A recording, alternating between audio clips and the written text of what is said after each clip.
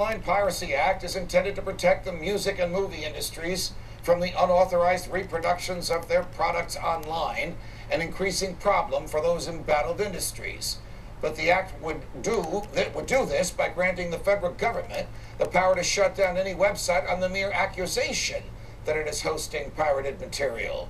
Now the internet is fighting back because tomorrow some very prominent internet companies, names you'll recognize, Wikipedia and Mozilla, plan to go dark. That is, you will not be able to use their online services tomorrow.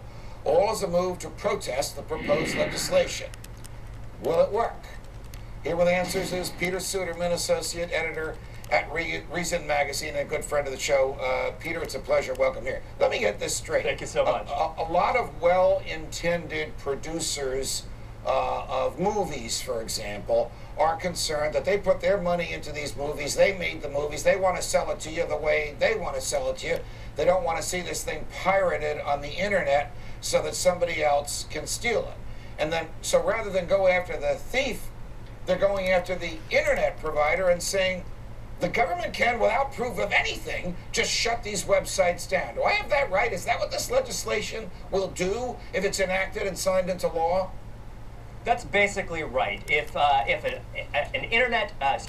an intellectual property owner, someone in Hollywood, someone in the music business, points to a website and says there's infringing content there, then the federal government can shut them down, can blacklist that site, basically take their domain name off of the internet, so that if you type in, let's say it's YouTube, and a site like YouTube is actually under particular threat under legislation like this. So let's say it's YouTube, you type in youtube.com, you won't be able to get there anymore. Wait a minute. And so that's the power that the government's going to have. If you're my next door neighbor and you build a fence on my property, or your teenager steps on the gas instead of the brake and your car ruins my garden, federal government doesn't take your fence or your car away. I have to sue you and prove that you engaged or your child engaged in negligence and that I suffered from it. How can certain industries get the feds just to seize property without any trial, without any proof, without any fairness, without any evidence?